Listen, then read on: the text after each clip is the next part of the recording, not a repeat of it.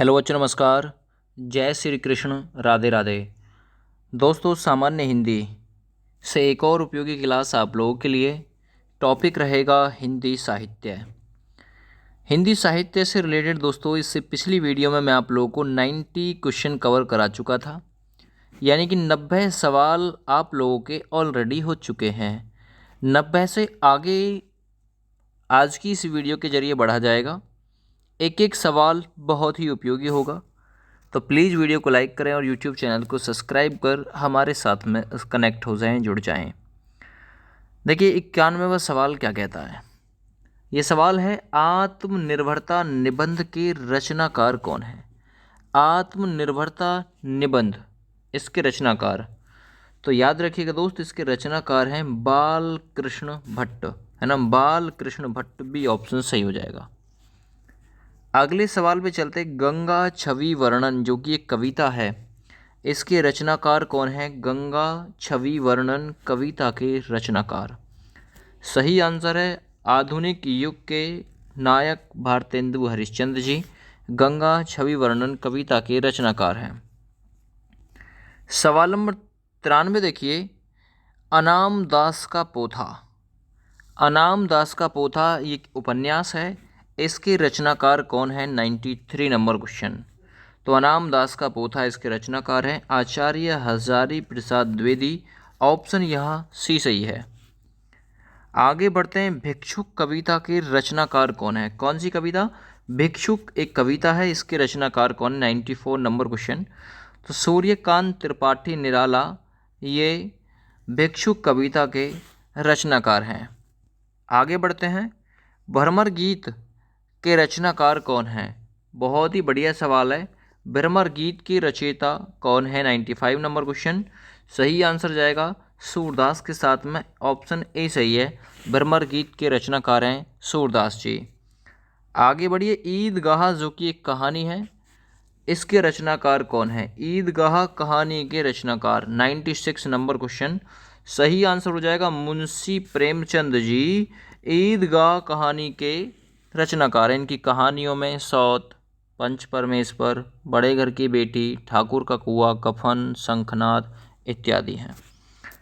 आगे बढ़ते हैं दोस्त। वीरों का कैसा हो वसंत, जो कि एक कविता है, इसके रचनाकार कौन है। 97 नंबर क्वेश्चन। तो वीरों का कैसा हो वसंत, जो कि एक कविता है, इसके रचनाकार हैं सुभद्रा कुमारी चौहान जी। आगे बढ़िए 98 नंबर क्वेश्चन पे। 98 नंबर क्वेश्चन है, संदेश रासक के रचनाकार कौन है।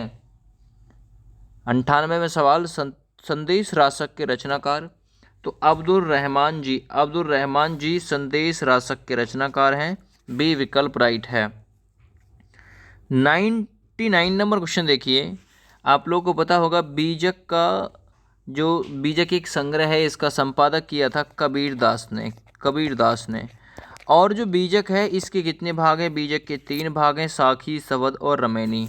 तो साखी के रचनाकार पूछे तो कौन है। कबीरदास जी। साखी, सबद, रमैनी, इनके रचनाकार कबीरदास जी हैं। 100वां नंबर देखिए, मसी कागज छूहो नहीं, कलम गही नहीं हाथ, प्रस्तुत पंक्तियों के रचनाकार कौन है। मसी कागज छुओ नहीं, यानी कभी कागज नहीं छुआ और कलम कभी हाथ में नहीं ली, लेकिन फिर भी एक बड़ी क्रांति ला दी। तो ये निर्गुण भक्ति शाखा के कवि थे कबीरदास जी, जिनकी भाषा थी सदुक्कड़ी। 1398 में इनका जन्म वाराणसी में हुआ था। 1518 ईस्वी में मृत्यु मगहर में हुई थी। नीरू नीमा नामक जुलाहा दंपत्ति ने इनका पालन पोषण किया था। इनके पुत्र और पुत्री का नाम कमाल और कमाली था। 100 सवाल इसके भी कंप्लीट। अगला देखिए, पहले सवाल से शुरू होगी ये वीडियो, क्योंकि 100 सवाल आपके हो चुके हैं। आगे देखिए, लोग लागी कवित बनावत, मोही तो मेरे कवित्व बनावत, प्रस्तुत पंक्तियों के रचनाकार कौन है। तो ये पंक्तियाँ बोली थी घनानंद जी ने। किसने। घनानंद जी ने बोली थी। लोग लागी कवित बनावत, मोही तो मेरे कवित्व बनावत। आगे आइए, अगला सवाल नंबर 2। अभिधा उत्तम काव्य है, मध्य लक्षणालीन, अधम व्यंजना रस विरस, उल्टी कहत प्रवीण, इन पंक्तियों के रचनाकार कौन हैं। तो ये पंक्तियां रचित हैं देव कवि के द्वारा।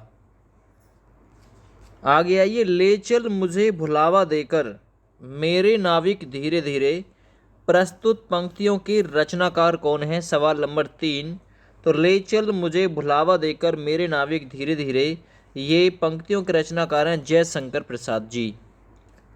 आगे आइए, कविता का अंतिम लक्ष्य है जगत में मार्मिक पक्षों का प्रत्यक्षीकरण कर उनके साथ मनुष्य हृदय का सामंजस्य स्थापन है। उपयुक्त कथन किसका है? तो जो उपयुक्त कथन है ये रामचंद्र शुक्ल जी का है, तो बी विकल्प सही है। आगे आइए, केवल मनोरंजन न कवि का कर्म होना चाहिए, उसमें उचित उपदेश का भी मर्म होना चाहिए। इन पंक्तियों के रचनाकार कौन है? तो इन पंक्तियों के रचनाकार हैं मैथिली शरण गुप्त, जिनकी रचना है साकेत, भारत भारती। आगे आइए, सवाल नंबर 6। बैर क्रोध का अचार या मुरब्बा है, इन पंक्तियों की रचना किसने की थी? तो बैर जो है वो क्रोध का अचार या मुरब्बा है, ये पंक्तियां रामचंद्र शुक्ल जी के द्वारा रचित हैं। अगले सवाल पे आइए, सवाल नंबर 7। शब्दार्थों सहित काव्यम, यह उक्ति किसकी है? शब्दार्थों सहित काव्यम, यह उक्ति किसकी है? तो ये भामह की, मतलब भामह की युक्ति है, भामह। ढाई अक्षर प्रेम का पढ़े सो पंडित हो, प्रस्तुत पंक्तियों के रचनाकार कौन हैं? तो इन पंक्तियों के रचनाकार हैं कबीर दास जी। आगे बढ़ते हैं, वही मनुष्य है जो मनुष्य के लिए मरे, इन पंक्तियों के रचनाकार कौन है? बढ़िया लाइनें हैं। इन पंक्तियों के रचनाकार हैं मैथिली शरण गुप्त जी। वही मनुष्य है जो मनुष्य के लिए मरे। आगे, इनमें से कौन भक्ति काल का कवि नहीं है? तो भक्ति काल का कवि इनमें से कौन सा नहीं है? अमीर खुसरो नहीं है भाई, नाभादास भी है, रसखान भी है, नंददास भी हैं। अमीर खुसरो भक्ति काल से संबंध नहीं रखते। अगले सवाल पे आ जाइए, बिहारी ने क्या लिखे हैं? तो आपको पता होगा बिहारी ने दोहे लिखे हैं, तो बी विकल्प बिल्कुल सही हो जाएगा। बिहारी के फेमस हैं दोहे, 11 का बी। आगे बढ़ते हैं, निम्नलिखित में से कौन सा प्रबंध काव्य है? तो कौन सा प्रबंध काव्य है? रामचरितमानस, जो कि तुलसीदास द्वारा रचित है, जो कि दोहे चौपाइयों में लिखा गया है, और इसकी जो भाषा थी वो थी अवधी, याद रखना। और ये कैसा एक प्रबंध काव्य है। आगे बढ़ते हैं, निम्नलिखित में किन्हें साहित्य अकादमी पुरस्कार से सम्मानित किया गया था? सवाल नंबर 13। नामवर सिंह को साहित्य अकादमी पुरस्कार से सम्मानित किया गया था। पृथ्वीराज रासो किस काल की रचना है? सवाल नंबर 14। बढ़िया सवाल है। पृथ्वीराज रासो चंद्रवरदाई है ना की रचना है। पृथ्वीराज रासो जो कि पृथ्वीराज चौहान के दरबार से संबंधित है और आदि काल की ये रचना है। तो 14 नंबर में ए सही है। 15वां नंबर क्वेश्चन देखिए, निम्नलिखित में से कौन सा छायावादी कवि है? छायावादी कवि इनमें से कौन सा? देखिए, छायावादी युग के प्रवर्तक का नाम जयशंकर प्रसाद। छायावादी मतलब छायावाद शब्द का सबसे पहले प्रयोग किसने किया? मुकुटधर पांडे। यहाँ पूछा है निम्नलिखित में से कौन छायावादी कवि है? सवाल नंबर 15। तो वह सुमित्रा नंदन पंत, जिनके बचपन का नाम गोसाई नाथ दत्त था या गोसाई दत्त था। अगला देखिए, नामवर सिंह ने अधिकांश क्या लिखा है? सवाल नंबर 16। तो नामवर सिंह ने जो अधिकांश लिखी हैं वो लिखी हैं आलोचनाएं, तो डी सही हो जाएगा। सवाल नंबर 70 देखिए, आत्मजाइये के रचनाकार कौन है? 17वां नंबर सवाल, आत्मजाई के रचनाकार कुंवर नारायण जी हैं, कुंवर नारायण जी। ऑप्शन यहाँ सी सही हो जाएगा। अगले सवाल पे बढ़ते हैं, चांद का मुंह टेढ़ा, ये काव्य है, इसके रचनाकार कौन है? चांद का मुंह टेढ़ा, सवाल नंबर 18। तो सही आंसर है गजानन माधव मुक्ति बोध, है ना। ये चांद का मुंह टेढ़ा काव्य के रचनाकार हैं। 19 नंबर सवाल देखिए, राम लला नहुछु, इसके रचनाकार कौन है? तो राम लला नहुछु, विनय पत्रिका, राम लला नहुछु, ये सब रचनाएं तुलसीदास की हैं। विनय पत्रिका ब्रज भाषा में लिखी गई है। आषाढ़ का एक दिन नाटक के रचनाकार कौन है? सवाल नंबर 20। तो आषाढ़ का एक दिन, इसके रचनाकार है मोहन राकेश जी। ऑप्शन सी सही हो जाएगा। सवाल नंबर 21 देखिए, यामा के रचनाकार कौन है? यामा को 1982 ईस्वी में ज्ञानपीठ पुरस्कार से भी नवाजा गया है। महादेवी वर्मा की रचना है यामा। सवाल नंबर 22 देखिए, संसद से सड़क तक ये काव्य है, इसके रचनाकार कौन है? सवाल नंबर 22 बढ़िया क्वेश्चन है। तो संसद से सड़क तक, ठीक ना, सड़क क्या हो जाएगी? धूमिल। तो सुदामा पांडे धूमिल। चीफ की दावत कहानी के रचनाकार कौन है? सवाल नंबर 23। तो सही आंसर इसके लिए हो जाएगा चीफ की दावत के रचनाकार भीष्म सहानी। अगला सवाल देखते हैं, सर्कस उपन्यास के रचनाकार कौन है? सवाल नंबर 24। सर्कस जो कि एक उपन्यास है, संजीव इसके रचनाकार हैं। 24 नंबर में डी सही हो जाएगा दोस्तों। 25 नंबर सवाल पे आ जाइए, रंगभूमि उपन्यास की रचनाकार कौन है? इंपॉर्टेंट ये उपन्यास रहेगा, पूछा हुआ है मैंने एग्जाम में। तो रंगभूमि उपन्यास के रचनाकार हैं मुंशी प्रेमचंद जी। नेक्स्ट, प्रभु प्रभु ही चित्त पुनि चितवत मही, राजत लोचन लोल, खेलत मनसिज मीन जगू, जनु विधु मंडल डोल। इन पंक्तियों के रचनाकार कौन है? तो इन पंक्तियों के रचनाकार हैं दोस्तों तुलसीदास जी, याद रखिएगा। आगे बढ़ते हैं, प्रभु जी तुम चंदन हम पानी, जाकी अंग अंग बास समानी। प्रस्तुत पंक्तियों के रचनाकार कौन है? सवाल नंबर है 27। सही आंसर है संत रैदास जी। संत रैदास मीराबाई के कवि थे और रामदास कबीरदास के गुरु थे। आगे, जाकी रही भावना जैसी, प्रभु मूरत देखी तिन तैसी। ये पंक्तियाँ किसके द्वारा रचित हैं? तो ये पंक्तियाँ भी तुलसीदास के द्वारा ही रचित हैं। आगे बढ़िए, प्रेम पच्चीसी कहानी संग्रह के रचनाकार कौन हैं? प्रेम पच्चीसी, बैताल पच्चीसी सूरती मिश्र, ठीक ना, प्रेम सागर लल्लूलाल जी। प्रेम पच्चीसी पूछे तो प्रेम पच्चीसी के रचनाकार हैं मुंशी प्रेमचंद, याद रखो, ठीक ना, प्रेम पच्चीसी मुंशी प्रेमचंद। आगे देखिए, ज्ञानपीठ पुरस्कार जो कि 1961 ईस्वी में शुरू हुआ, 11 लाख रुपए की राशि दी जाती है। शांति साहू जैन के 50वें जन्मदिन के अवसर पर शुरू हुआ। ये किस कार्य में श्रेष्ठता लाने के लिए दिया जाता है? तो सवाल नंबर 30 के लिए सही आंसर हो जाएगा साहित्य के क्षेत्र में ये ज्ञानपीठ पुरस्कार दिया जाता है, याद रखो। और सबसे पहले मलयालम लेखक को 1965 में ओटकुलस रचना थी, जी शंकर क्रूप थे, उनको पुरस्कार दिया गया था। प्रेम सागर के लेखक या रचनाकार कौन हैं? प्रेम में आदमी लल्लू, तो प्रेम यानी कि लल्लू लाल, याद रखो, है ना। ईसा अनला खां रानी केतकी की कहानी। आगे बढ़िए, तुलसीदास जी ने अपनी रचनाओं में किसका वर्णन किया है? 32 नंबर सवाल बढ़िया सवाल है। तो इन्होंने अपनी रचनाओं में राम के चरित्र का वर्णन किया है, राम का सूक्ष्म वर्णन किया है। त्यागपत्र जो कि एक उपन्यास है, ये किसकी रचना है? सवाल नंबर 33। तो त्यागपत्र जो है, याद रखिएगा, जैनेन्द्र कुमार का उपन्यास है। आगे बढ़ते हैं, ज्ञानपीठ पुरस्कार दिया जाता है किस लिए? 34 नंबर सवाल बढ़िया है। तो ज्ञानपीठ पुरस्कार भारतीय संविधान में 22 जो भाषाएं, उनमें साहित्यकारों के रचनात्मक लेखन हेतु उत्कृष्ट कृति को ज्ञानपीठ पुरस्कार दिया जाता है। 1961 से इसकी शुरुआत हुई थी, याद रखिए, 22 मई 1961। आ गया ये ज्ञानपीठ पुरस्कार पाने वाले हिंदी के प्रथम साहित्यकार कौन? तो ज्ञानपीठ पुरस्कार पाने वाले हिंदी के प्रथम साहित्यकार कौन?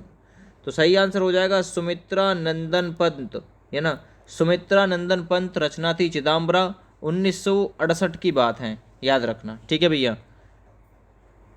हिंदी में पाया था इन्होंने। आगे बढ़िए, विनय पत्रिका के रचनाकार कौन है? सवाल नंबर 36। तो जो विनय पत्रिका है तुलसीदास के द्वारा लिखी गई है ब्रज भाषा में। आगे बढ़ते, मानस का हंस के लेखक कौन है? सवाल नंबर 37 बढ़िया सवाल है। तो मानस के हंस के लेखक है दोस्त अमृतलाल नागर जी। मजदूरी और प्रेम जो कि एक निबंध है, इसके रचनाकार कौन है? 38 नंबर सवाल। तो मजदूरी और प्रेम निबंध के रचनाकार हैं सरदार पूर्ण सिंह जी। आगे बढ़ते, कलम का सिपाही, है ना, कलम का सिपाही ये किसके द्वारा रचित है? आप लोग कमेंट करके बताएंगे। 39 नंबर सही आंसर है कलम का सिपाही एक जीवनी है, किसकी है? बाबू गुलाब राय की, जयशंकर प्रसाद की, ठीक ना, या फिर आपको जो लगता है। अगला देखिए, दुखी जीवन की कथा रही, क्या कहूँ आज जो नहीं कही। इन पंक्तियों के रचनाकार कौन हैं? तो इन पंक्तियों के रचनाकार है सूर्यकांत त्रिपाठी निराला जी। आगे बढ़ते, हिंदी की पहली कहानी की लेखिका, हिंदी की पहली कहानी चंद्रकांता देवकीनंदन खत्री का उपन्यास है है ना। तो हिंदी की पहली कहानी की लेखिका बंग महिला राजेंद्र बाला घोष, है ना। तो हिंदी की पहली कहानी आप लोग बताएंगे, हिंदी की पहली कहानी कौन सी थी? अकॉर्डिंग टू द ऑप्शन देखें तो बंग महिला है। वैसे हिंदी की पहली कहानी थी इंदुमती, किशोरी लाल गोस्वामी वाली, है ना। ये चीज़ भी आप लोग याद रखिए। लेकिन अब ऑप्शन के हिसाब से देखें तो बंग महिला राजेंद्र बाला घोष दुलाई वाली कहानी। आगे बढ़िए, खड़ी बोली के सर्वप्रथम लोकप्रिय कवि कौन माने जाते हैं? 42 नंबर सवाल। तो खड़ी बोली के सर्वप्रथम लोकप्रिय कवि माने जाते हैं अयोध्या सिंह उपाध्याय, हरिऔध। और खड़ी बोली का प्रथम महाकाव्य है प्रिय प्रवास, याद रखना, ठीक है भैया। आगे बढ़ते हैं नेक्स्ट। फणीश्वर नाथ रेणु किसके लेखक है इनमें से? फणीश्वर नाथ रेणु किसके लेखक है? मैला आंचल, मैला आंचल के लेखक हैं फणीश्वर नाथ रेणु जी। आगे बढ़ते हैं, गोदान किसकी कृति है ना, गबन गोदान। तो याद रखना ये गोदान जो है ये मुंशी प्रेमचंद जी की कृति है, कृषक जीवन पर आधारित है। आगे बढ़ते नेक्स्ट, कस्तूरी कुंडल बसे आत्मकथा है किसकी? 45 नंबर सवाल। तो याद रखना बी ऑप्शन सही हो जाएगा, मैत्रेयी पुष्पा की कस्तूरी कुंडल बसे एक आत्मकथा है। नेक्स्ट, चरण दास चोर किसकी नाट्य कृति है? चरणदास चोर, 46 नंबर सवाल। तो ये हबीब तनवीर की नाट्य कृति है, याद रखना।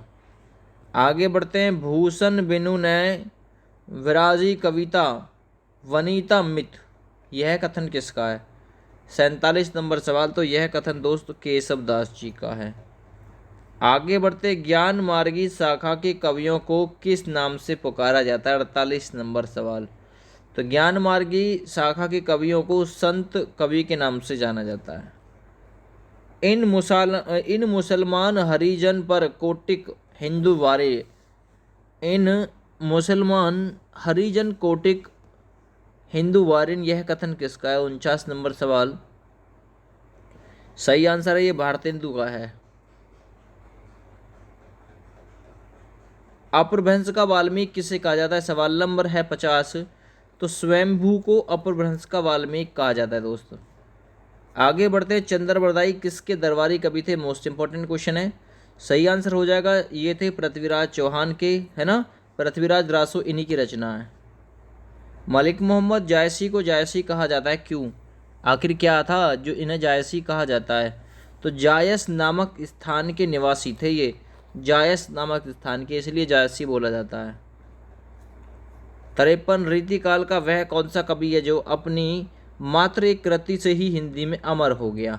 तो ये क्वेश्चन इंपॉर्टेंट है, वो है बिहारी, बिहारी सतसई से, है ना। 53 का सी सही है। आगे बढ़ते, कठिन काव्य का प्रेत किस कवि को कहा जाता है? मोस्ट इंपॉर्टेंट क्वेश्चन है, तो मैंने ऑलरेडी करा दिया है। 54 नंबर में डी सही हो जाएगा। कठिन काव्य का प्रेत केशव दास जी को कहा जाता है। आगे बढ़िए, द्विवेदी युग का नामकरण किसके नाम पे हुआ था? 55 नंबर सवाल। अच्छा सवाल है, महावीर प्रसाद द्विवेदी के नाम पर हुआ था द्विवेदी युग का नामकरण। हिंदी प्रदीप के यशस्वी संपादक का नाम क्या है? तो हिंदी प्रदीप ऑलरेडी मैंने करा दिया है, बाल कृष्ण भट्ट, याद रखो। आगे बढ़ते हैं नेक्स्ट, निम्नलिखित में से कौन सरस्वती पत्रिका के संपादक नहीं रहे? श्याम सुंदर दास भी, महावीर प्रसाद द्विवेदी भी रहे, ठीक ना, और शांति प्रसाद द्विवेदी भी रहे, या फिर श्री नारायण चतुर्वेदी। तो ये सब रहे थे, 1 2 3, ये नहीं रहे थे शांति प्रिय द्विवेदी। उसने कहा था कि मुख्य पात्र का क्या नाम है? 58 नंबर सवाल। तो उसने कहा था कि मुख्य पात्र का नाम है लहना। अगला देखिए, निम्नलिखित में से कौन सा नाटक प्रसाद जी का नहीं है? सवाल नंबर 59। तो इनमें से सिंदूर की होली ये प्रसाद जी का नाटक नहीं है। हिंदी साहित्य के आधुनिक काल को इस नाम से भी जाना जाता है। तो किस नाम से भी जाना जाता है दोस्तों? गद्य काल के नाम से भी। हिंदी साहित्य में प्रयोगवाद के प्रवर्तक का नाम क्या है ना? प्रयोगवाद 1943 से शुरुआत हुई थी प्रयोगवाद की। तो 61 नंबर में सही आंसर आप लोग का हो जाएगा बी ऑप्शन, अग्गे, सच्चिदानंद हीरानंद वात्सेन अग्गे। मृगनयनी उपन्यास के रचनाकार कौन है? उपयोगी कर लीजिएगा इसे, वृंदावन लाल वर्मा मृगनयनी उपन्यास के रचनाकार हैं। 62 का डी सही है। 63 देखो, जायसी किस धारा के कवि हैं? 63। तो जायसी प्रेम ख्यानक काव्य धारा के कवि हैं। निम्नलिखित में से कौन सी पुस्तक प्रेमचंद द्वारा लिखित नहीं है? 64 नंबर सवाल। तो जय पराजय, ये पुस्तक मुंशी प्रेमचंद के द्वारा लिखित नहीं है।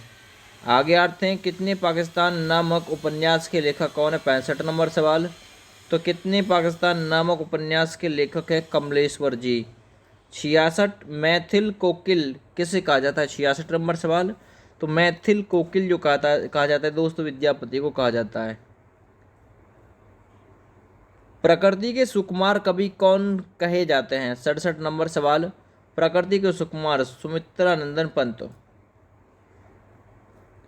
एक भारतीय आत्मा किसे कहा जाता है? ये क्वेश्चन भी इंपॉर्टेंट है भाई। तो माखनलाल चतुर्वेदी को एक भारतीय आत्मा कहा जाता है। कथा सम्राट किसे कहा जाता है? Most important question. Munshi Premchand ji को उपन्यास सम्राट या कथा सम्राट कहा जाता है। बाल चित्रण में कौन सा कवि सर्वश्रेष्ठ रहे? तो बाल चित्रण में दोस्त कवि श्रेष्ठ थे, वो थे सूरदास जी। लास्ट सवाल वीडियो का, निम्नलिखित प्रश्नों में दी गई रचना के अनुसार, यानी उर्वशी किसकी रचना है? 1972 में उर्वशी को ज्ञानपीठ पुरस्कार में मिला है और ये रामधारी सिंह दिनकर की रचना है। रामधारी सिंह दिनकर की रचना कुरुक्षेत्र को आधुनिक युग की गीता के नाम से भी जाना जाता है। वीडियो को ज़्यादा से ज़्यादा शेयर कर दीजिएगा। थैंक यू, बाय बाय, जय हिंद।